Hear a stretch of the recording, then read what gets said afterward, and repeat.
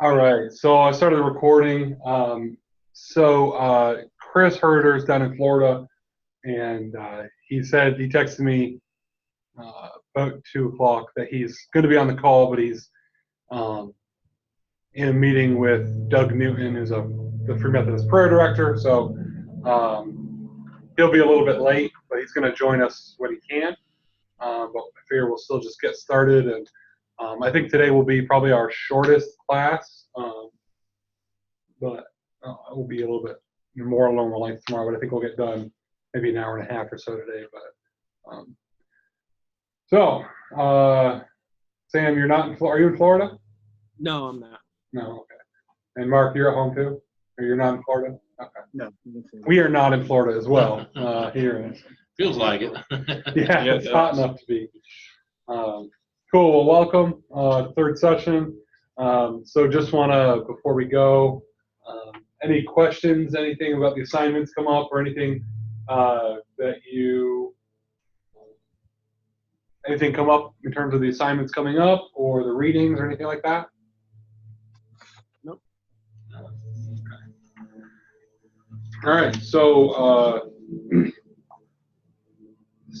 we've got people mowing outside. Is that disruptive to you, Sam and Mark? Can you hear that? We have people mowing outside. Do you hear them outside? Is it loud? No, I don't. Okay. One quick question for the assignments. Pouring down, they'll quit. Well, he stopped. He stopped when it started, and now he's mowing again. So, all right. Well, then we'll just open and just see. I like to just open with open conversation. If there's anything specific that stood out that you want to bring up and talk about from the readings. So I've got one quick question for the assignment. So they're just due via email to you before the class session, like before all the sessions are over for class, or is there specific dates? Yeah, so all the assignments within 4 weeks of the last class session. So we'll meet again on the 31st. So by August, by the last week of August. Okay. So everything due.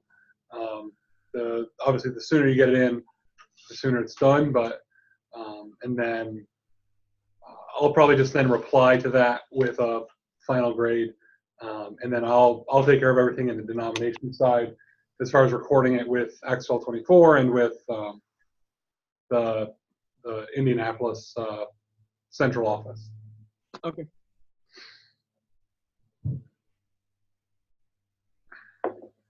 So in the reading, anything stand out that you are itching to talk about?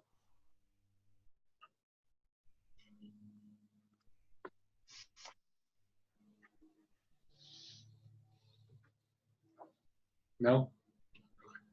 All right. Well, I thought it was interesting with when they got expelled from the Methodist Episcopal Church, how they instead of like running and starting their own church right away, they waited. They were hoping for resolution and stuff like that, and I just thought that was interesting because in today's society, if people get kicked out of stuff, they immediately run to do something else. Yeah.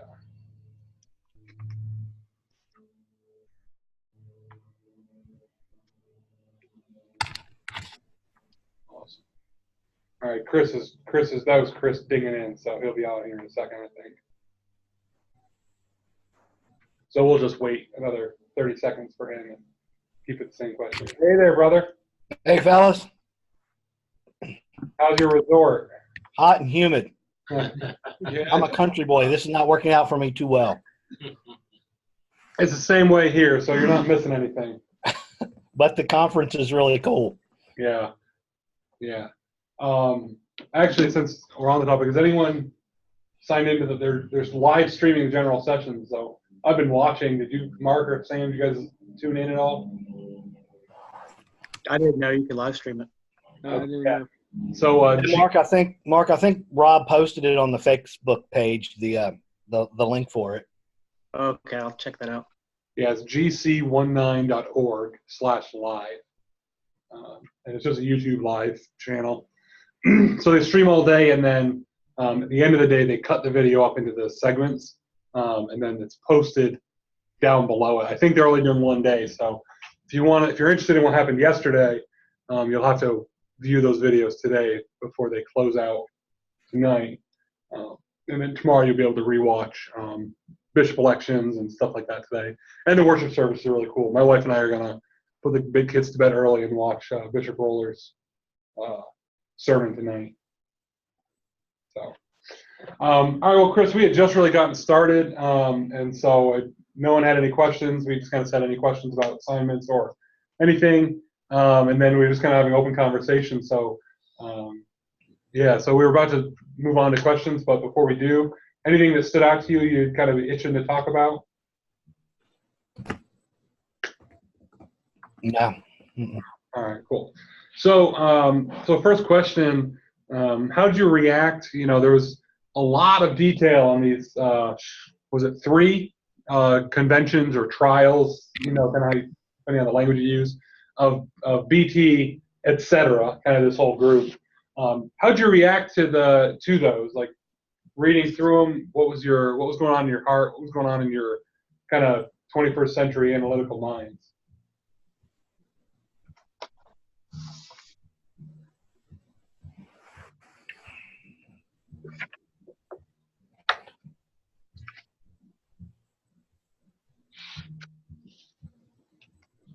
Well, I don't know. I mean, you could definitely see where the odds were stacked against them, right? I mean, even though there was a desire, you know, from BT to, and I guess Redfield at the time, not to break, right, from the church, from the Methodist. But I guess, you know, going through the course of actions, they seen where it was just inevitable that it was going to happen.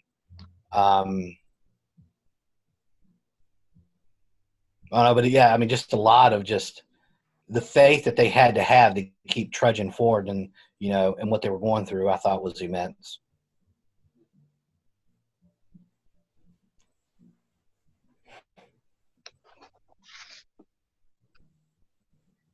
Yeah, it's quite a lot. I mean, I couldn't imagine, you know, general conference happening right now and like, you know, getting dragged up on stage to like, you know, how dare you write that letter and preach that sermon, and you know, a lot of that kind of in front of everybody. I don't know, shame, at least attempted shaming of them for kind of going against the power structure.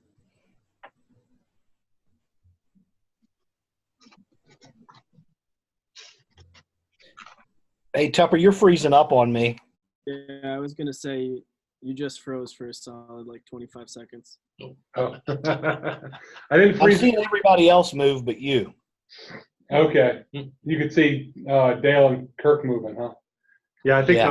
the Wi-Fi here in the conference room, we're kind of at the edge of it. So, let me try move my computer closer to our main office a little bit. 3 feet up, 3 feet up the table. So was it in the first conference that they went to that year that they got booted out? It's been a little bit since I read it, but didn't they? What was it in 1859 or something? Yeah, that sounds right. Yeah, so I think that was the. My Kindle's freezing up.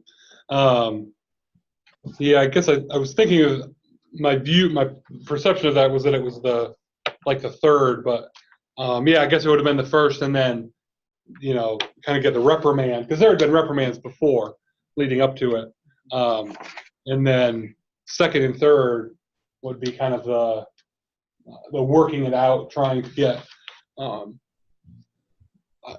guess reunification, although they hadn't really officially split yet, and there was a lot of things happening in terms of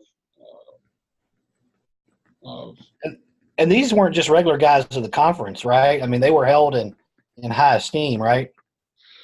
yeah. So like BT was well known. He wrote for the Ernest. It became the Ernest Christian later on. The name of the journal. Yeah, I mean BT was well known there were some. I think there were some superintendents. I mean, there was kind of a structure of not just, and they weren't even just like lay people. This was pastors, superintendents, people all through the power structure involved in these conversations and in these trials. So, yeah, it wasn't just like some pastor of one church down the street. So I guess to go back to the question, one of the things that really stood out to me was just the heart that they had to being honoring to like their goal was not to separate. And one of the things that I highlighted in the book on page 227, it's a quote from Dr. Redfield where it says, as God lives, he wrote, there is no rational hope but separation, and yet I would by no means hoist the banner of separation, for you cannot then keep out the spirit of carnal warfare, and that will be the death to spirituality. So, I mean, just seeing his heart and how he wasn't hoping for the separation was interesting to read about. Yep.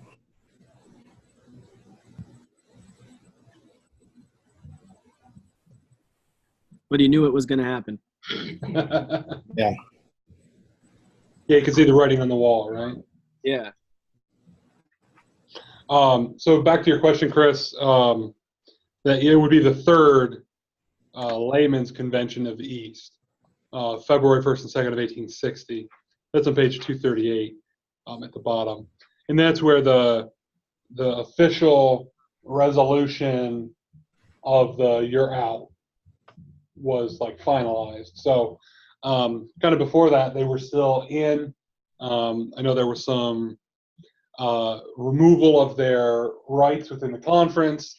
There was a lot of informal things happening. So you get now you get a call from if you're doing something in your church, and the bishop calls your personal cell phone and says, "Hey, you probably should stop doing that."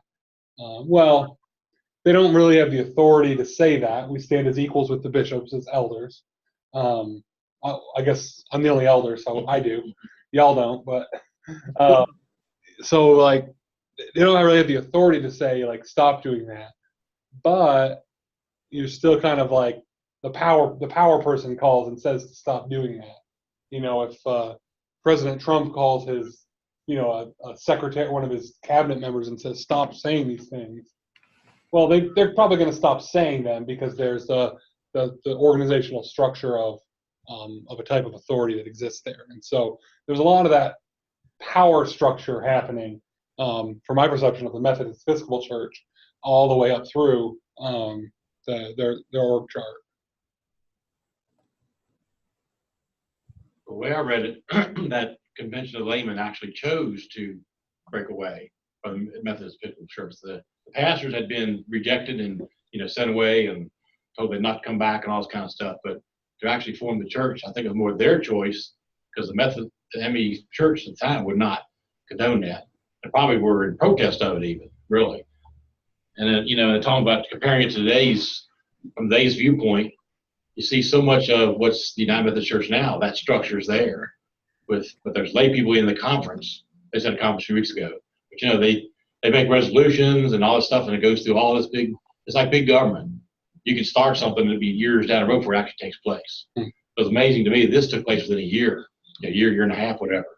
That they were censored. They were said, hey, you're not preaching what we want you to preach. You're not agreeing with our method of raising funds and all these things.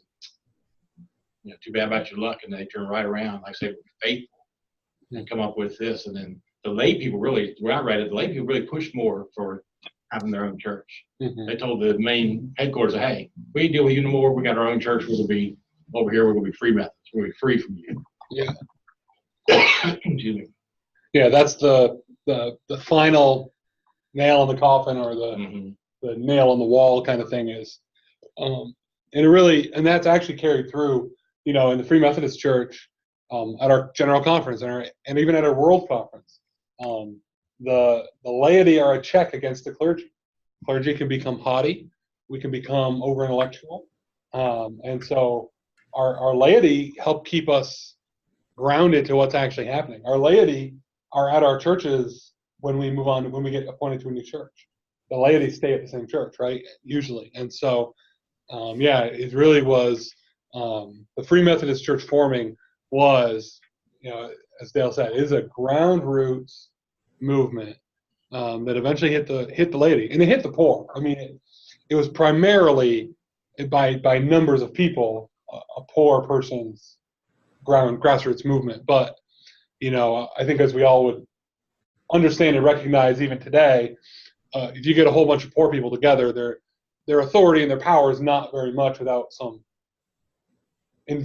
people with investable money, and people who are willing to support it from above. And so I think without the clergy being on board, the ones that were, and without the laity, and without some wealthy members of the laity backing up the movement, backing up the changes, it probably would have never, it might not have ever gone anywhere. I mean, they could have just as easily cut B.T. Roberts out and took away all of his ability to author within it. It's not like one of the questions I'm going to ask. Well, I'll wait to say that till we get to that question anyway. But they took away his. If they had just stripped him and stripped these other clergy of their credentials, and put out a big public statement about almost lying, or maybe even just telling enough of the truth to make it seem bad, that leave out the reasons, the things that they're specifically for, and just say, these clergymen are opposing the doctrine of our church, and just leave it at that. And they've been stripped, and you should not communicate or be with them at all. Anything like that. There could have been these power moves that could have just shut it all down right at the forefront. So 50 years later, the Methodist Episcopal Church came around and essentially repented. Marston calls it repenting. Dale, you're coming out of the United Methodist, so I don't know how you think if they repented or not. But should the Free Methodist Church at that point have sought to rejoin the Methodist Episcopal Church, as there were changes not only just in the church but also in the culture? Slavery had been abolished, and civil rights were starting to work their way through. Let's see, they froze, so I froze. Yeah, we all froze. All right, we're back. Nope. Not yet. Sounds like that we were.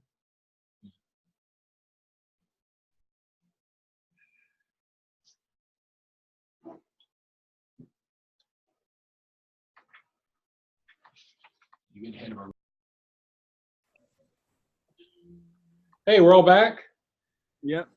All right. Your iPhone is. Yeah, sideways. it's coming. Yeah.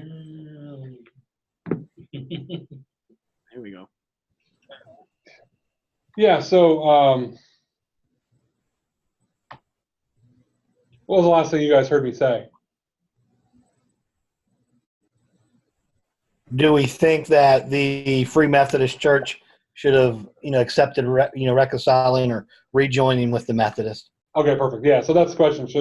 Should there have been this? 50 years later, slavery is abolished, civil war's over, in terms of combat at least, and civil rights are just fledglingly happening for Black Americans, and not really for women yet, but in the church, they're kind of been a coming around.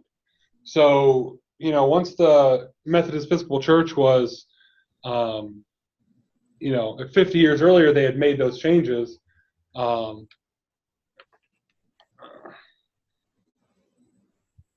I was getting a phone call.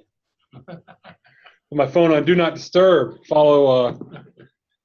So if these changes had happened 50 years earlier, the Free Methodist Church probably would have never split away. So once the changes come into the church, Methodist Episcopal Church, do you think there should have been a seeking after a reunification of the Methodist movements together?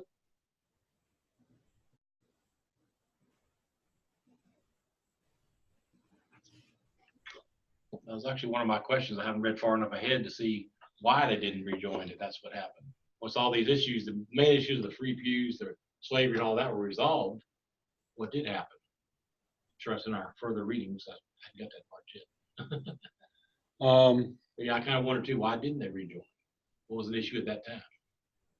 Just because they built such a movement separate? What does everyone think?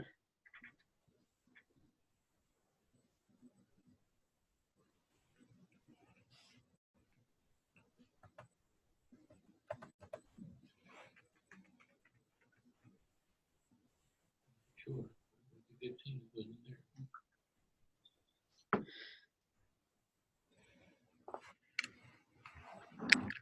For me, I don't think it's a question of whether they should have or shouldn't have, but would it have been possible? Because they've separated themselves. They've created an identity of what a Free Methodist is and what they believe in, what they stand for. They have their whole system in place now, and there's no guarantee that meshes well with the old system, or that it would mesh well with the old system, or that those beliefs would line up. But I think the important thing for me is the fact that there was reconciliation, that they were no longer in this place of odds with each other, but this place of understanding that, God's moving through you guys, God's moving through us. We're going to, we're the body of Christ as a whole. I just think it's difficult once you form who you are to merge that with another group that's formed who they are, if that makes sense. The Brethren Church did it with Methodist. Right.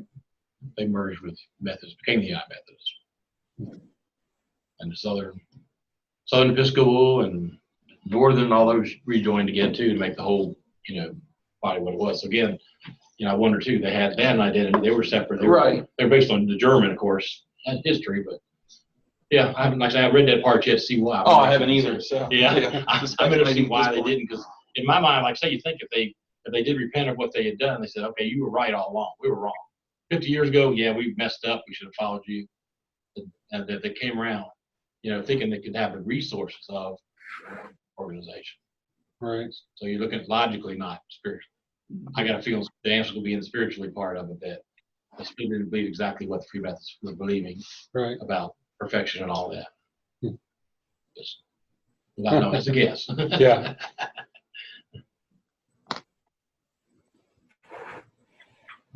I don't know. I guess looking at it from a little bit different view. So back in the time of the split was, certainly the slavery and some of the other popular issues of the time, whether it be with, substance abuse or something along those lines. It seems like, the Methodists were, kind of, changing Wesley's doctrine a little bit to, to suit the populace, right? So 50 years later, that has changed, and most people, had felt, slavery is not right, So the ideas of the world has changed a little bit.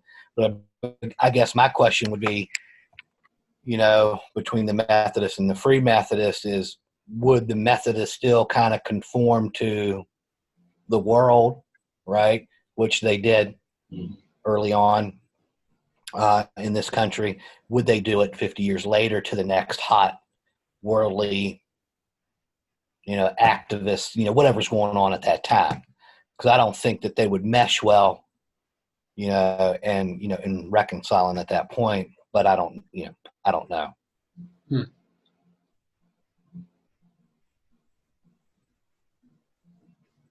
Yeah, there's definitely a major struggle when you've separated and begun to form your own identity, your own culture.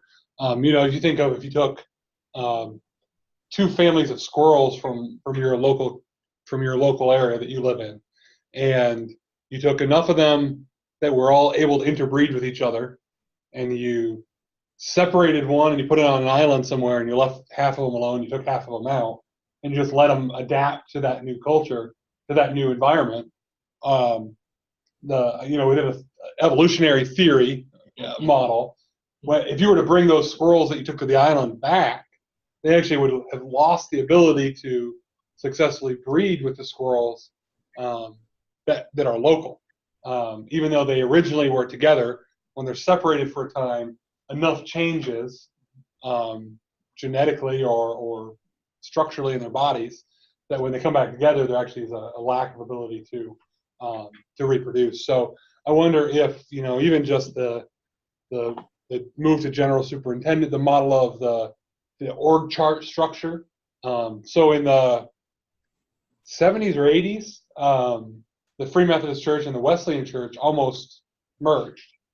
And it got hung up on, well, in the Wesleyan Church, they don't have bishops, they have general superintendents, saying correctly.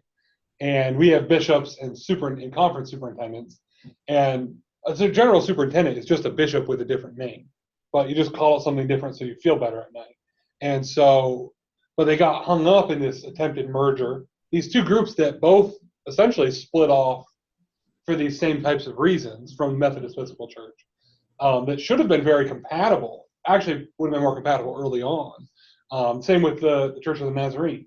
Had split off, should have been very compatible with these, and really are in doctrine and practice.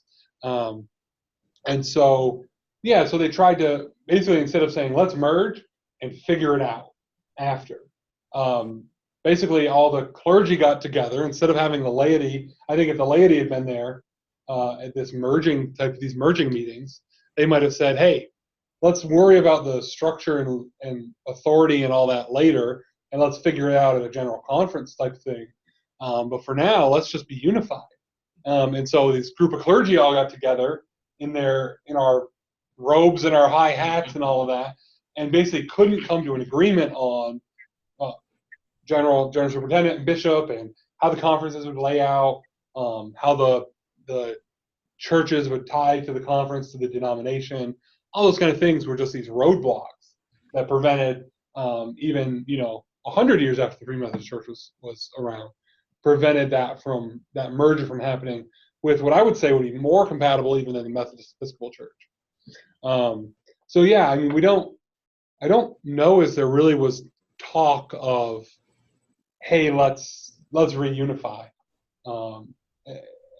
I think they'd separated, and they just accepted that they were separated, and they had already kind of moved on toward their own thing. So yeah, I don't know as there would be. So, but let me ask this question to, we'll explore the next question, and it might give us insight into the Free Methodist Church. So at Vatican II, the Roman Catholic Church accepted nearly every protest that Martin Luther had posted.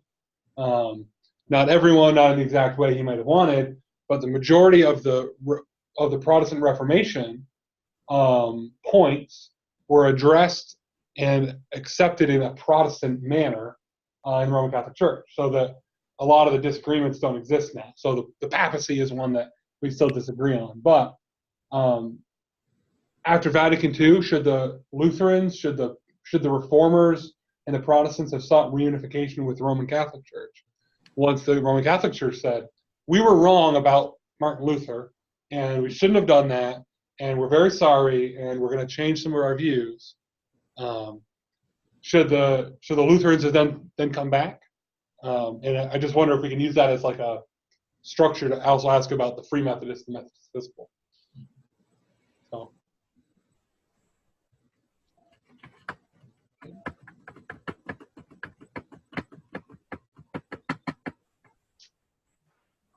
I think there's so many differences there that wouldn't go happen. I've actually been to a Lutheran church a couple times. Friends of ours are Lutheran. We've been there for children's baptisms, things like that. And their structure is similar to the Roman Catholic. They do put a lot of faith in their ministers, their priests, but they don't rely only on the priest. So I think that's the Catholic thing, is their priests are your intercessor for you and God. You can't go there yourself. Mm-hmm. So that's like a major issue. I can't see them doing that. But a little bit of history of the Wesleyan Church. When I was a child, I went to a Pilgrim Holiness Church. That was another small root break off from early Methodism. You know, as a Holiness Church, it merged with the Wesleyan Church in the 60s.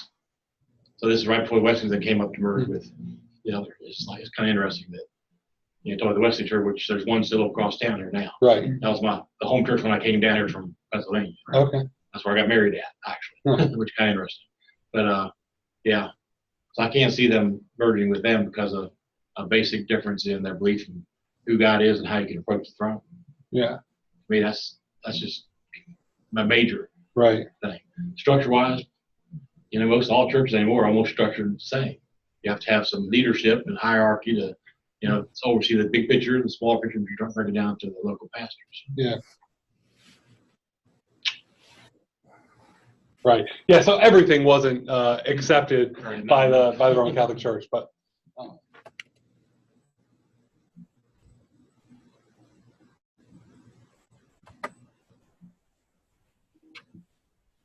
Any other thoughts around that or around the potential reunification with the Methodist Episcopals? I mean, I think in theory, trying to get the two back together sounds good, but I think that just like a logistical, after so much time and after the history of what had happened, I think making a logistical change like that or bringing the two together is just challenging, which I think is probably one of the biggest reasons why it didn't happen. Yeah. Big question would be who's in charge once you merge. Right. Our leaders are your leaders.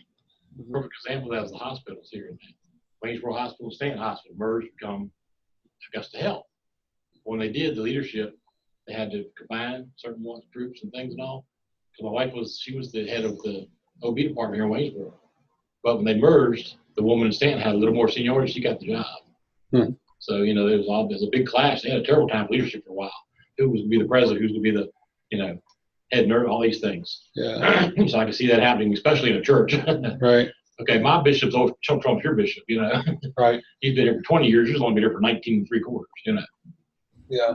Which is what happened with the Free Methodists and the Wesleyan is these structures could have fit if they had taken the time to do it, but they got lost in the pathway.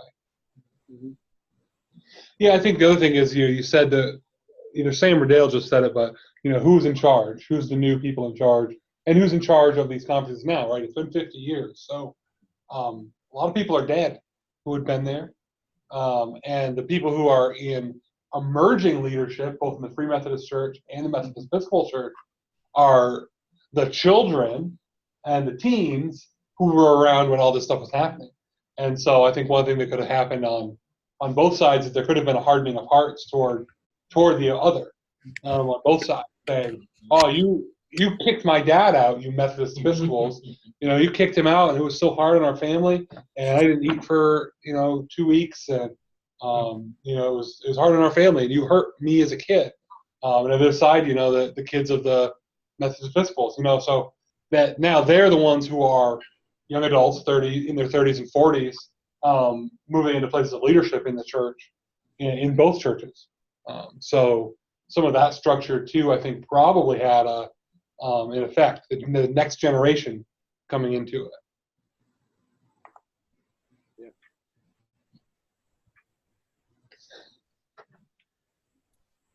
All right. So this next question, this is the question that I started to say a little bit about 10 minutes ago or so, or 15 minutes ago, and I stopped because I wanted to wait until I got to here to ask the question. So, and just an interesting thought of, if you think of I just lost the word. Over in Egypt, the Muslim revolutions that happened 2 years ago were driven by social media. So, like, one of the biggest issues with all this stuff happening in 1860 was, like, there's no easy way to get a letter. I mean, even from Waynesboro to Harrisonburg, you know, it takes time. It takes several days a lot of times, let alone across an entire nation the size of the U.S. Within the Methodist Episcopal Church. So, so just interested in some reflection from everyone. If these events were to have happened today, 2019, with all of our technological progress and communication, abilities, would the movement of the free, how do you think it would have happened? Would the stronger technology and easier communication have maybe helped the denomination stay unified?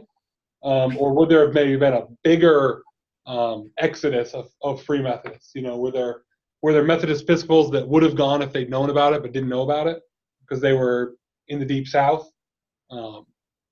So thoughts on that? If communication had been easier in that time, how do you think that would have affected the trials and the movement? I think. Go ahead. Go ahead, Sam. So personally, I think it would have sped up the process of the two going their own way. I think social media has a way of, although it's supposed to be connecting people, I think it has a larger tendency to separate people who hear a side of a story and then go with it and run with it. And then, I just think about like the way Twitter is right now, like someone puts out a tweet and then it gets retweeted. And then, that's just what some people, that's the only information they're getting. So then they run with it. And I think it would have made it worse rather than make it better. Kirk? I think for me, it would have been a both and. I think at first it would have made things a lot worse because of the reasons that he said. But also, you've got to think of the people that were passionately on both sides trying to bring reconciliation and how hard that must have been back then to meet and to get together. So I think it would have connected the people that genuinely wanted reconciliation faster, and it would have made it easier to talk about the issues together. But I agree with him also that at the beginning, I think it would have been a hot mess because, get on Facebook for 10 minutes now.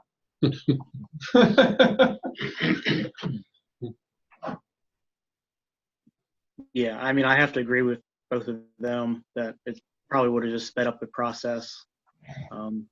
Ideas would have got out quicker, accusations would have got out quicker, and it just would have been a lot quicker of a hot mess. Now, it was already pretty quick. To go from one denomination to split to two in a year was already pretty quick. But so, yeah. Any thoughts, Chris or Dale? Froze again. I'm not against it like that. I think it probably would have maybe even damaged relationships further, between the two. Yeah. Because you have a lot more people interacting at that point, right? Yeah. And then you could have a lot of people hiding behind screens, and it just seems to, when there's disagreements, it seems to just exasperate it. It just makes it worse, it seems like. Mm-hmm. Yeah. I think one benefit to the means of communication that they had back then is you didn't have an option but to cool down because time was involved. Yeah. I think what social media does is it allows people that are hot-headed or rash in thinking to go ahead and immediately say something. I just think at the beginning that would have made things a lot worse, especially for people that didn't have any sense about what was going on or anything like that. I pretty much agree with what all they've said. That would be so true. Just and another issue with that too is when back then you had to write a letter, and everything was written down. Communications, they were always taking notes of everything. So now it could be anonymous. Somebody could post a whole bunch of stuff about how bad this is. This person said this without being any substantiated truth and no record of it, saying that so and so did this. Back then, if you signed that letter, my name is B.T. Robertson. I'm saying that what you're doing is wrong. There it is. Right. But again, like I said, what they said too, I think it'd been faster and worse. I think it'd have been a bigger split, and you may have had 2 or 3 fractions coming off of that because of little tiny details that could be shared so quickly. This one I hear in the West says, well, guess what? We're not going to go with you all because we want preacher for every 4 churches. You want to do every 6. things like that could have split it even further. Hmm. It really broke up the whole church even. Yeah. Or even a group that said, well, we want to free the slaves, but we don't want free pews, or we want free pews, but we want to free the slaves. Yeah. The thing about social media is it gives everyone a platform, including the people that are misinformed or not informed at all. Absolutely. Yeah.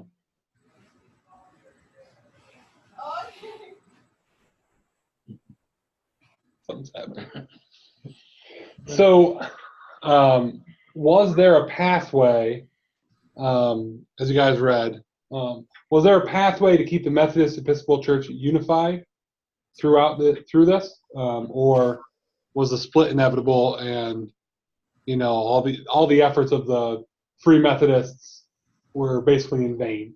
Which do you think, and I guess why? So I want to hear from everybody about that. So I think it was inevitable. Because I think that the mainstream Episcopal were set in their ways, like say trying to freeze the public, and they were not going to put up with these ideas. You come with free pews and stop the slavery.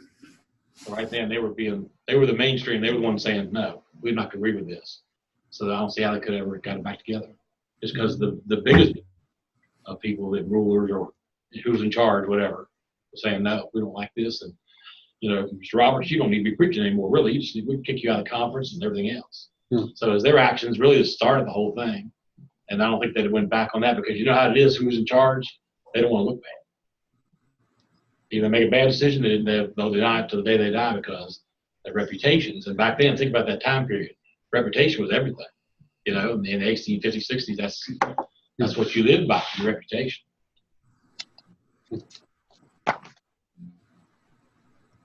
yeah.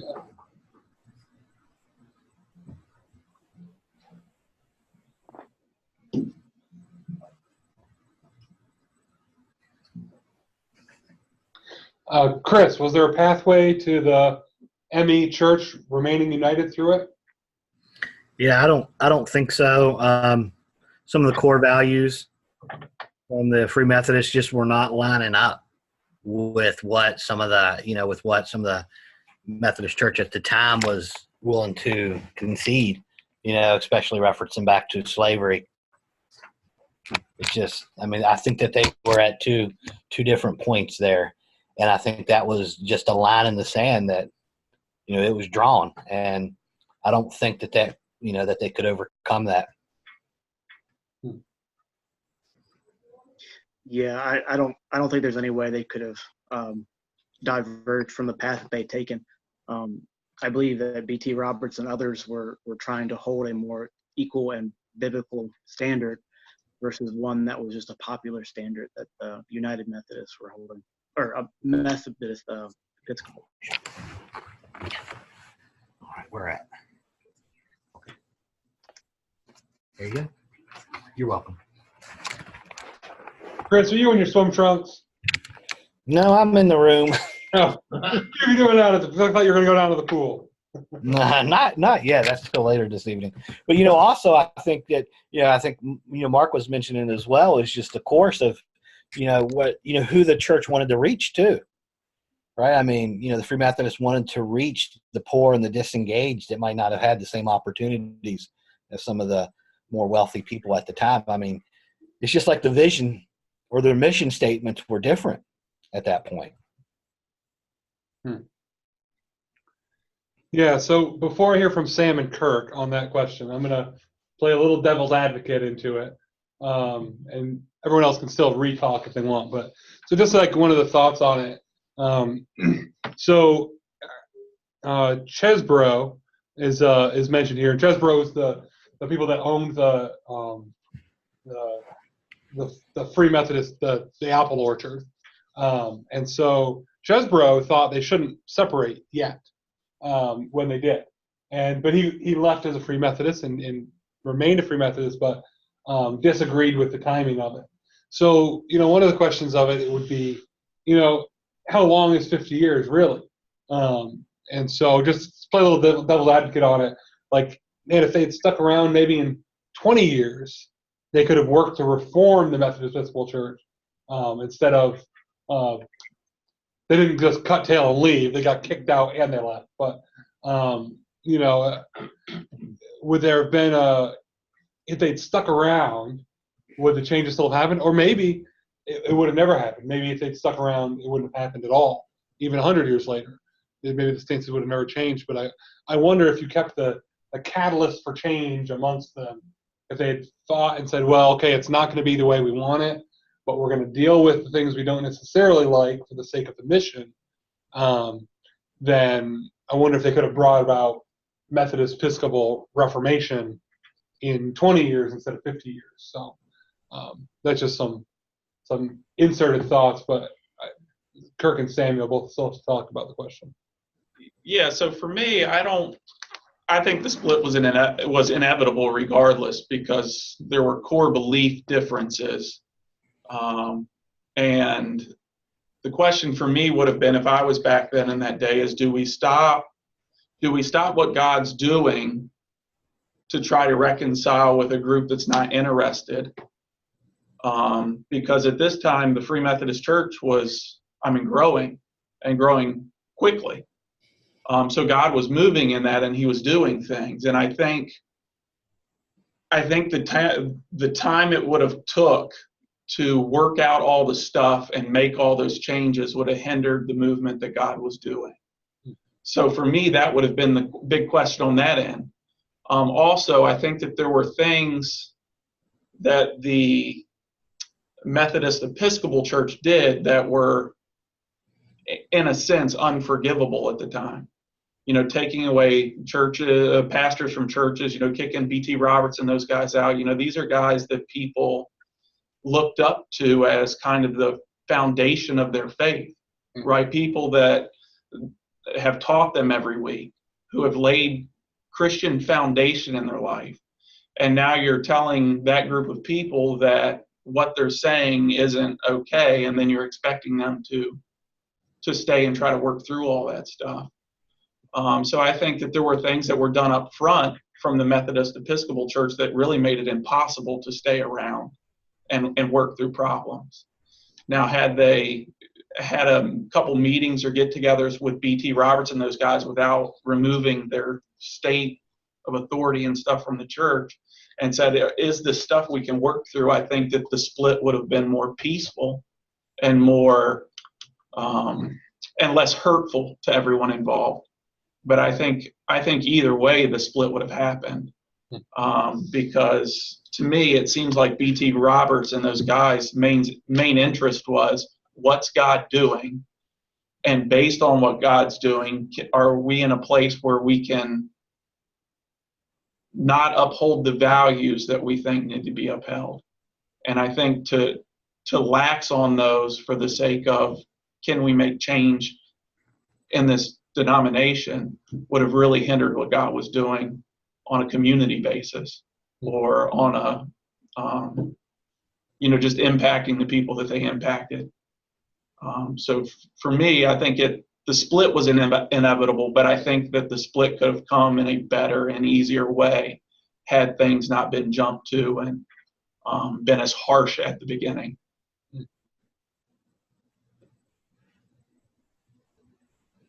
Yeah, so for me, I think it was inevitable. So going back to the quote that I read earlier from Redfield, where he says, there is no rational hope but separation. So like, he didn't want it, but he knew it was coming. And I think, kind of just like the other guys were saying, there was it was very clear that the direction that they were trying to go were completely different.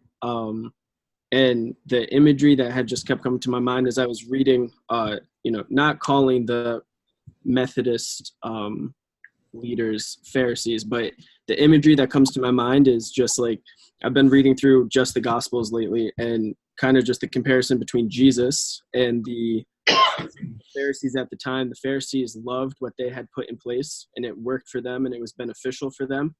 And what Jesus was bringing and offering was so radically different, but it also imposed on what they had established for themselves. And they were trying to do everything in their power not to just only not listen to what Jesus was teaching, but to also try and shut it down. And it felt like in this scenario, in this split, it was more so, rather than listening and trying to understanding where BT Roberts was coming from and Redfield where they were coming from. It was more so them trying to shut it down, even to the point of where another quote that I had highlighted from the book on page 235, it starts with, when BT Roberts moved to Buffalo following his expulsion, he accepted an invitation one midweek evening to speak in this church.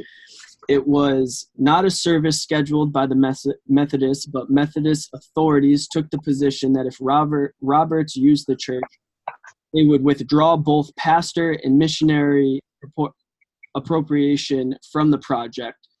The man in charge of the building replied that they could do as they liked, but the house was open to Mr. Roberts' use. So, I mean, they were, in my opinion, they were just trying to do whatever they could to shut it down. So I think the split was always going to happen.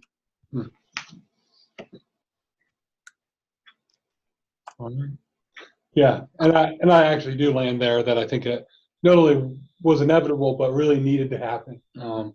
The value points, particularly of human worth. You know, that human worth not just in slavery, human worth in the issues of the pew taxes, were enough of an important issue that the split, it was needed for the split to happen, for holiness, for righteousness. So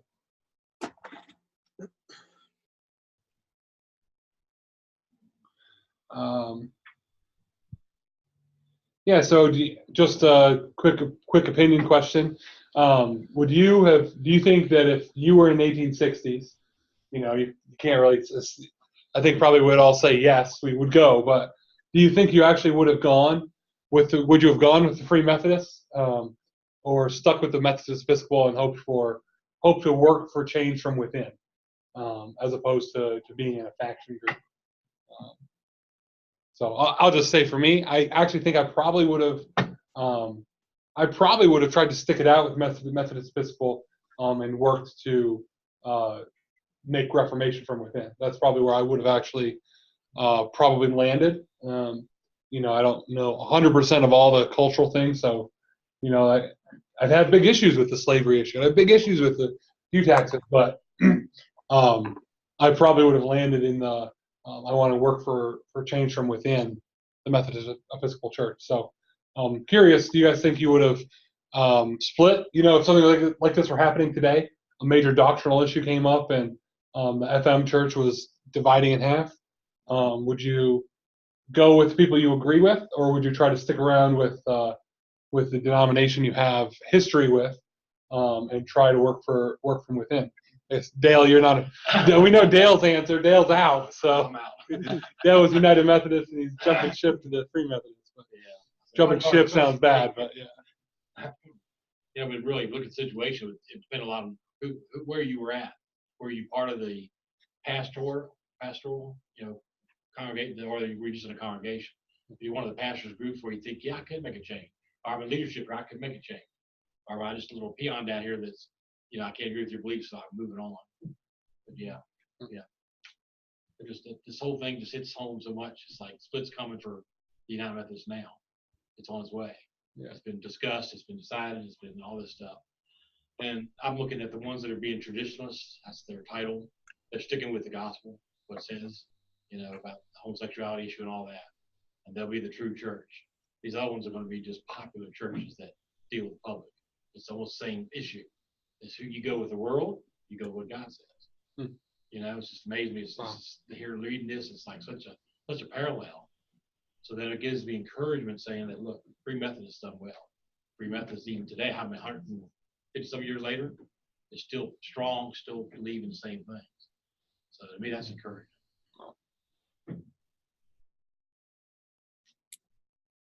Yeah, personally, I would have left. I'm not a big fan of like doing the same things and just because that's what I've always done. Like if there's a better route, and it's just happens to be new, like I'm going to take that, but I'm not really the type of person to just keep doing the same thing, or if it's proven to not work and do it just because that's what I've always done.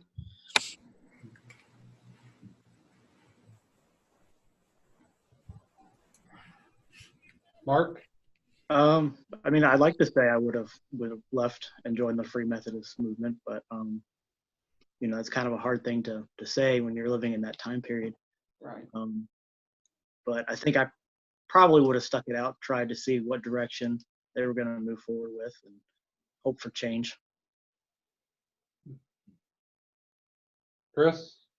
I probably would have given it, I don't know how much time, but I probably would have stuck with the church for, I would like to try to stick it out and work through, you know, some of the issues or some of the decisions that I didn't agree with. But in the end, I most likely would have left with the Free Methodist. But I'd like to say I would at least given it a try, depending on, you know, what your stature was in the church. Is it something that you could try to work through reform, you know, or, you know, if it just wasn't happening, then eventually I would have made it on over to the Free Methodist. So Mark and Chris, then you would have given it maybe more time than BT and those did, but you wouldn't have given it 50 years. Is that what I'm hearing? Yeah. Yeah, that's right. Kirk, where you at? Well, I agree with what he just said. You know, I wasn't raised back then, right? So we grow up today knowing that slavery is wrong, knowing that charging money for pews is wrong, but back then, so me, as of now, the way that I am now and the way I was raised now, I would have just left. But to put yourself in that place and think, well, what would the culture have been like different than would I've been raised differently? What would I've been taught? It's hard to say, for sure. But yeah, I mean, the person that I am now, yeah, I don't think I would have given it any time. Interesting. So so I'm just gonna read 2 paragraphs from Marston's book, and then we'll conclude our Marston time. So on page 270, and then I'm going to jump right to the very end of the chapter. And so this is about someone that kind of stuck around for a little bit, not for the long haul, but seemed to have stuck around. I don't know the year that this is, but the Reverend Levi Wood of the East Genesee Conference of the Methodist Episcopal Church also came into the Free Methodist Church at the Albion quarterly meeting in which Asa Abel had joined. Of his likewise remarkable men, Bishop Holbrook declared, he was great in body, great in intellect, great in soul. He was great as a preacher and as a writer. He was a deep and original thinker. Levi Wood was to become the founder of the Free Methodists, which is a periodical. And then, so just pointing out there was kind of this, there were the big leave and then the trickling. And then I just want to conclude this chunk of time with the final quote on page 271 from the Northern Independent. The acknowledgement of the Methodist Episcopal Church of the Free Methodists. Those expelled ones are so many sparks struck out to kindle new fires, and thus enlarge the sphere of evangelical operation. God will use these men, so strangely separated from their brethren, for his own glory. They are clay in his hand, out of which he will make vessels unto honor. It is yet too early to comprehend the results of such an unusual providence as that which has set these men adrift. But we may rest assured that he who makes all things work together for good to them that love him will overrule these seemingly adverse movements to beneficent ends. So, yeah, just kind of I think that's a little more a positive ending to the split. That it wasn't, there wasn't this. There was, in large part, hardened Methodist Episcopals, pro-slavery, pro-pew taxes, and there were hardened Free Methodists. But there seems to be like people sympathetic to the Free Methodist cause. They maybe just couldn't make the jump out. So, so the next thing we're going to do, I'm just going to tell us what we're going to do, and then we're going to do it in a second. But we're going to jump to ordaining women. So I had said last week that if you're not going to write your paper on it, you don't need to read it thoroughly, but still at least skim it through so we can have a conversation about the book. It is a shorter one, so I don't know if you guys did end up reading it. But so before we jump into ordaining women, are there any kind of final thoughts anyone has on this birthing moment of the Free Methodist Church?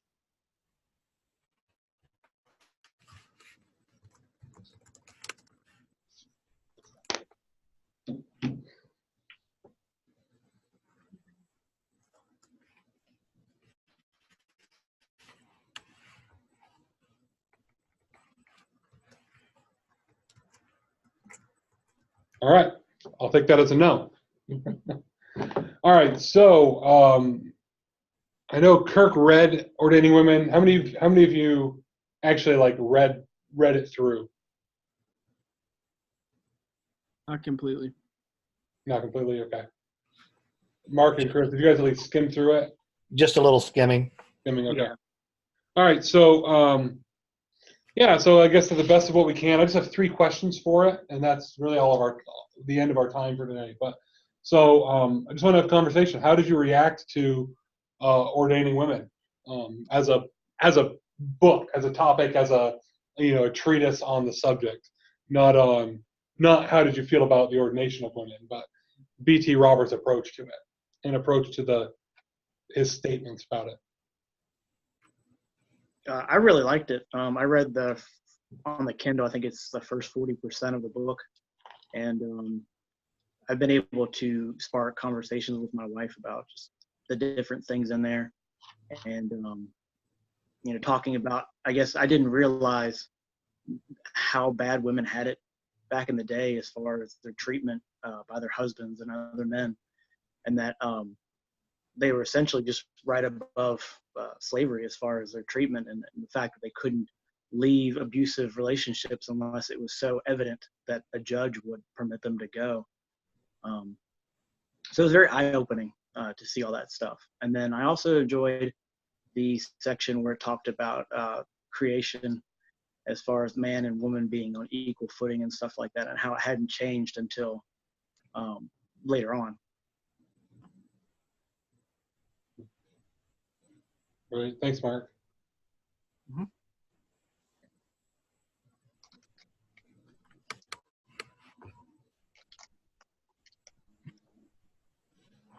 Yeah, there was a short part in there somewhere about how God had created man and woman to partner in working the garden together. Not one above the other, but it's kind of like side by side as equals.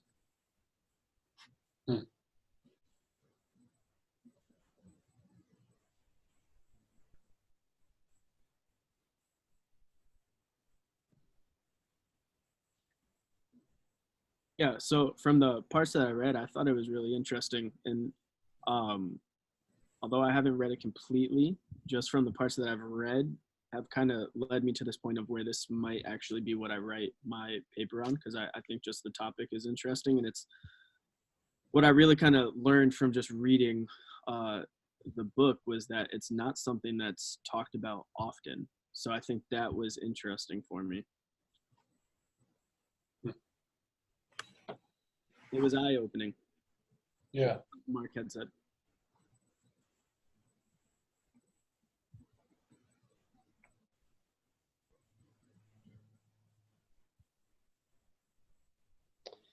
Dale? I read most of it. I got to about 80%, skimmed the rest of it. Okay. It was a hard read, I think, because they did so many quotes, different people, different things, and all. A lot of what he said was very interesting as far as the historic concepts of women and all.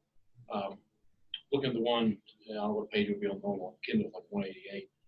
He said, so Stanley, writing of the General of Central Africa, says, woman is much a chattel in those lands as any article that the lords own. They're priced from 1 to 5 head of cattle. And she's held in honor and esteem, and she possesses rights which may not be overlooked with impunity. So even in that context, it was like, okay, the woman does have a value, and it's special. And they kept, going on over and over on that. me, it was hard to, some of his points were a little hard to understand where he's coming from because he used so much information to try to prove them. And the only one that really stuck out a little bit was when he was talking about quoting the scripture verse where it says, "Man is the head of the woman. Woman should not be allowed to speak in the church." He quoted that, then he kind of took it apart and interpreted it. I'm not sure exactly where that's at exactly. Yeah. But it came up in a discussion with a coworker of mine who's evangelical, where they don't have women in their church that lead or preach. They don't believe in women preachers at all. And so I was trying to share that with him, just say, here's some of the well, that's just him saying, he's just quoting other people. That was his answer to it. He was taking the literal interpretation of what the scripture said. And it was hard to dispute it, even with what B.T. Roberts had written. Yeah. When we go through the whole thing, keep going more and more into it, you got better reasons and better arguments for it, but it was tough. Yeah. I mean, personally, I know several women pastors that are amazing, that are full of spirit, that are great preachers, that are great pastors of their people, flocks and all. And I've always believed for women being equal.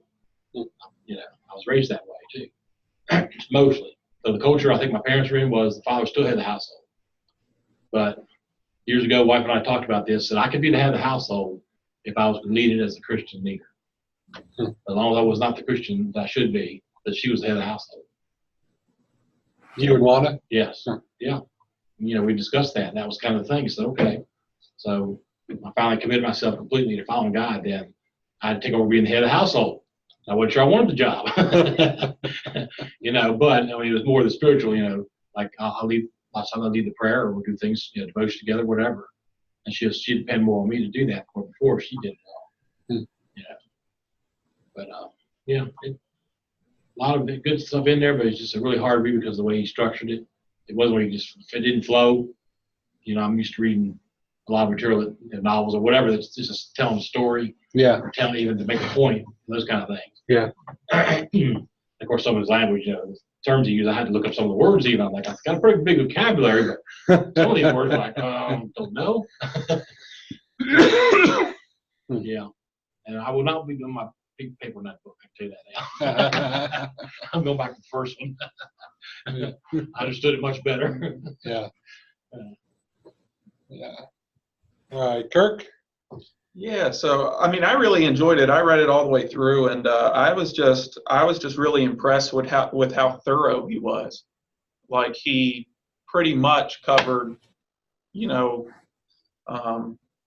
why from every angle, which was just really insightful and really good. And I also really enjoyed the creation, the explanation of creation that he did. That's kind of always been the way that I understood it, but it was nice to have someone lay it out that way. Just really good stuff. Just really good stuff.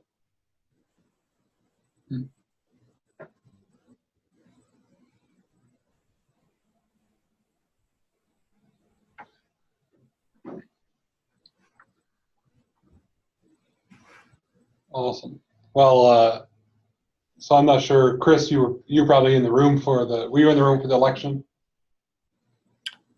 Bits and pieces of it. I got pulled out early on though. Okay. Well, so we had our bishop election in the Free Methodist Church today, and so we did elect our first female bishop. So that's the highest office position in the Free Methodist Church. So today's kind of a big kind of fulfillment of the fruition of this work. It's kind of I didn't plan for this to even be on today, but I mean I planned for this to talk about it today, but I didn't plan for us to even think about the bishop being Right. A woman bishop being elected. But it's kind of fitting to sit and talk about a time when women couldn't be ordained. And actually, BT never saw women ordained in the church. It was many years later, before the Free Methodist Church would ordain women. He fought an uphill battle with that. To now several female superintendents and now a female bishop. So just a very fitting time.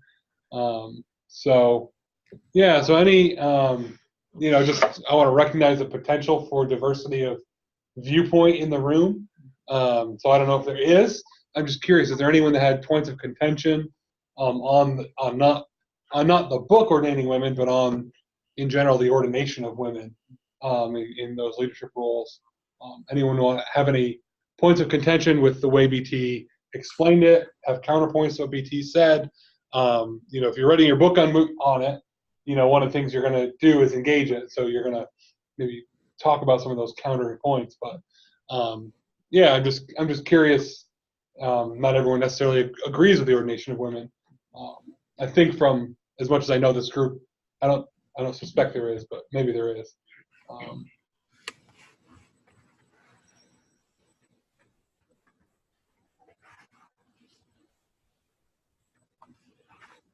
All right. Well, good. You all passed the test. I was recording that to send to the Meg boards. It's very interesting. So I'll just say, like, some of my journey with ordination of women. I'm just going to share a little bit so we have some of the time, and it's for me, it's interesting. So, of course, I was raised outside the church, so I grew up in a pagan household, became a Christian, and so as I kind of I didn't have any early instruction. I bought a Bible and started reading it, and I enrolled in Bible college a couple of years later, and so through the idea of ordination of women, for me, there was no one really teaching necessarily strongly about it. My Old Testament professors actually talked through these same things. The Yetzer, the helpmate, the idea, the language, the man and woman being made in his image, them having dominion. That was present in my Old Testament classes, but didn't translate in my post-drug addicted, newly Christian mind. And so basically, I'll just talk you through how I came to first being okay with the ordination of women. I saw in the scriptures, the Old Testament, the people of Israel were meant to be God's chosen people to bring the kingdom of God to the world. And I'll just say, I don't think this is what I'm going to say is right, but I'm going to just say it because it's part of my journey. So, the people of Israel were meant to bring God's rule and reign to the world, to all people, and they failed miserably. And so we see in the New Testament that God brings in the Gentiles. Okay, well, we're bringing in the Gentile church, which I now realize isn't what was happening. They should have been in the beginning. But so I saw this as this God almost saying, well, if the Jews aren't going to do it, I'll use the Gentiles.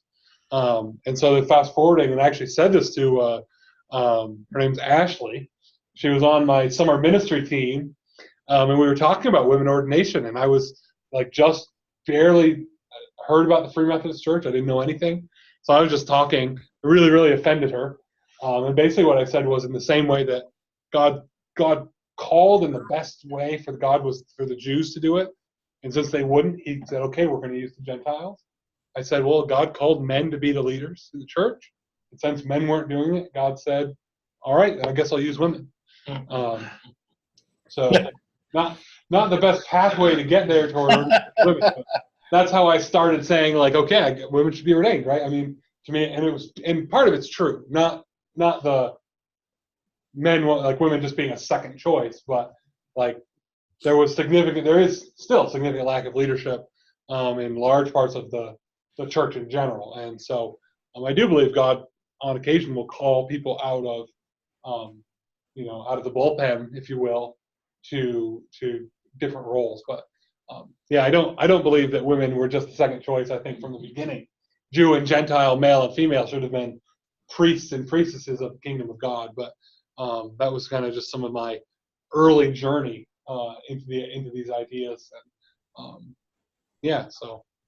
And now I'm very frequently, as a white male pastor, both the gender and ethnic minority in the room. There are often in new pastor orientations and MEG meetings more women elders than there are male elders. And so that's an Acts 12:24. That's just part of our culture. So it's kind of a neat place to be in. So yeah. So any concluding thoughts on ordaining women or on the birth of the Free Methodist Church?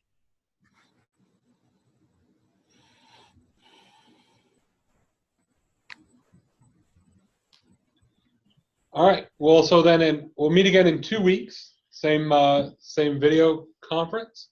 And then again, just let me go back up to the assignments just to speak them out again before we go, even though you're all grown and can look at it yourself. But so the Fremo journal of your choice, whatever you ordered, has everyone ordered it and have it in their possession?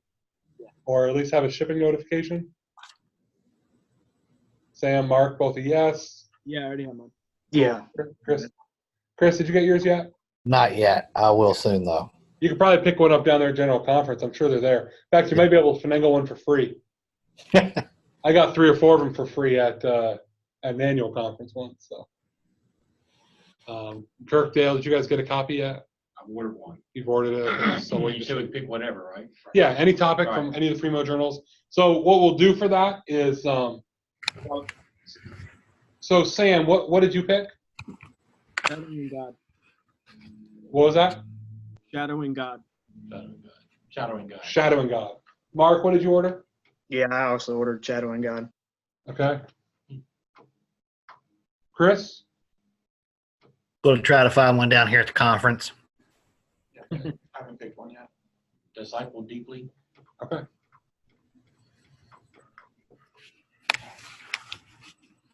Okay. All right. Chris, when you pick one up, can you just text me with the which one you get? Yep. I can kind of prepare for the conversation, and Kirk the same thing. Yep. Or tell me in person, I guess. Yep. And then the 2 teachings on Marston, and then 2 chapters from Marston, and then holiness teachings. So again, if you're not doing your final paper on holiness teachings, you don't need to read it super thoroughly, but it would be good to at least review it. Let's gonna see how long it is here. It's 200 pages. So if you're not going to do your paper on holiness teachings, the Marston and the Fremo Journal are more important, but at least skim through it. I would say, like, if you read the first and last paragraphs of the chapter, you can get somewhat of an idea to be able to have some sort of conversation. So at least skim through it if you're not going to write your paper on it. And then we'll see everyone next week. Any last thoughts? Nope. All right, Doug. Chris, would you close us in prayer? Sure. Thanks. Father, we just thank you for this time that we're able to spend together, Lord. Be able to be in fellowship with others and learn about your word, Lord. We just thank you for the teachings today, Lord, and just being able to just hear each other's thoughts and just how we download this information and how we disseminate in our own brains, Lord. I just thank you for these fellows in this group with you, Lord. I just pray as this week comes forward, Lord, that we're able to continue to dive into your word, Lord, and it just spiritually just gives us the fuel that we need, Lord, to spread your kingdom, Lord. I just pray your blessings upon this group, Lord. I thank you for this time together, Lord, and I just pray that you keep us safe as we go out. In Jesus' name, amen. All right, thanks, everyone. Have a good rest of your day. You too. All right, see you, fellas.